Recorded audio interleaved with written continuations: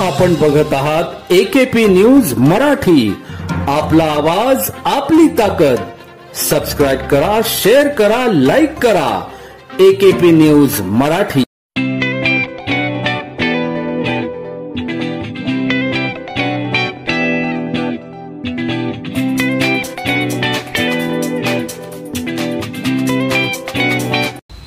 नाशिक शहर police आयुक्तालयातील Panchavati police Thane हद्दीतील फुलेनगर येथील मुंजाबाबा चौक परिसरात 22 जुलै 2025 रोजी 2 गटात दगडफेक व गोळीबाराची घटना घडली होती। या घटनेमुळे परिसरात एकच खळबळ उडाली होती।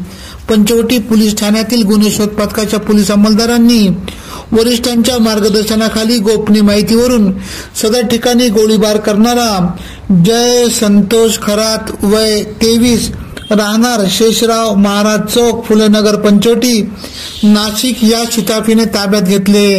त्याच्या आणखी 2 साथीदार व 2 विधी संघर्षित बालकांनाही ताब्यात घेतले। सदर कामगिरी पंचवटी पोलीस ठाण्याचे वरिष्ठ पोलीस निरीक्षक गजेंद्र पाटील यांच्या मार्गदर्शनाखाली गुन्हे शोध पथकाचे सहाय्यक पोलीस निरीक्षक सतीश सिरसाट, पोलीस उपनिरीक्षक संपत जाधव, पोलीस हवालदार शिंदे, महेश नांदुर्डीकर, काळे, लोणारे, गायकवाड, अंकुश काळे, परदेशी, बईकर, वायकंडे, चितळकर, पवार, महिला पोलीस शिपाई शिंदे यांनी केली।